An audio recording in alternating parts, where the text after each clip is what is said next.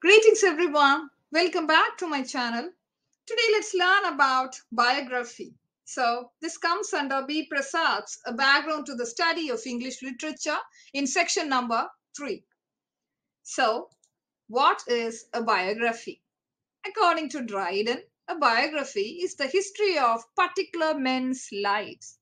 And according to the Oxford Dictionary, it is the history of the lives of individual men as a branch of literature.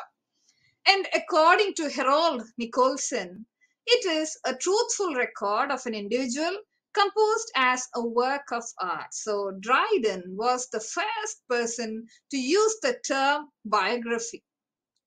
Well, it is none other than a recently developed art. So, what are the two inseparable segments of a biography? So, they are character and extraordinary deeds. So, a biographer studies the subject from without and within, and he presents an account of his achievement and personality. So, a biography should actually be a faithful picture of the subject, consisting of both the virtues and the faults as well. So it should be a work of art, leaving an everlasting impression on the readers. So to transmit personality. So according to Sir Sidney Lee, it is to rebuild a living man from dead bones. So, in a perfect biography, no invented details is to be added. Beware. So, a perfect biographer should strive for truth, and the events and achievements in a biography should be in relation to the contemporaries of the time.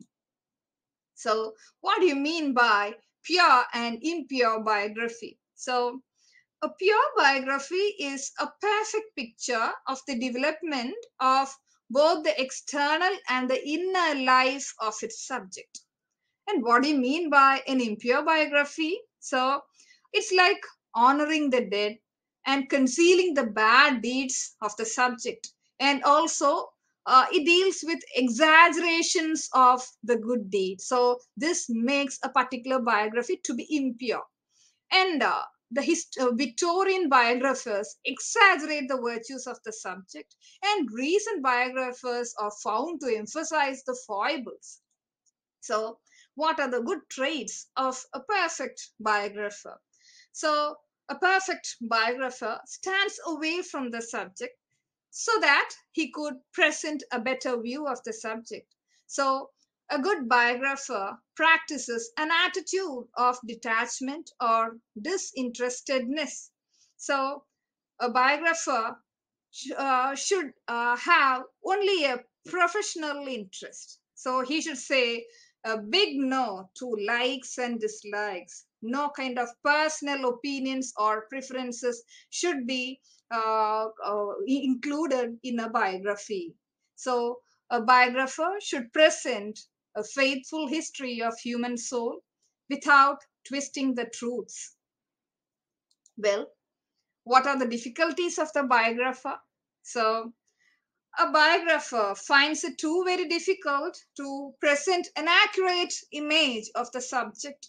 So, it is indeed difficult for him to portray a whole life in phases. So, what are those 4 phases? Physical, intellectual, moral, and spiritual. So, presenting all these 4 phases together, portraying a whole lot of life is quite difficult indeed. So, a real life is too elusive to limit within the narrow pages of a biography. So, these are the difficulties of being a biographer. So, here comes a list of some famous biographies: Mason's Gray, Boswell's Johnson, Southey's Nelson, Lockhart's Scott, Carlyle's Sterling, Froude's Carlyle, Rosebery's Pitt, Morley's Gladstone, Trevelyan's Macaulay, and Lytton Strachey's Queen Victoria, Winston Churchill's Marlborough, Philip Guedella's The Duke, Lord David Cecil's The Stricken Deer, Peter Quennell's studies of Byron. So these are some famous biographies. And there are some of the modern tendencies of contemporary biographers. What are those? So, modern biographers practice a ruthless dissection of the subject.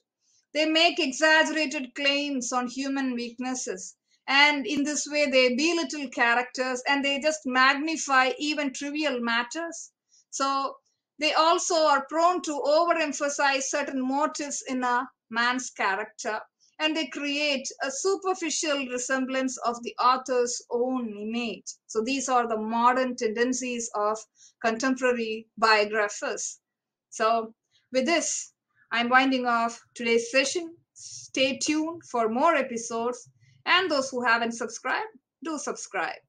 Thank you.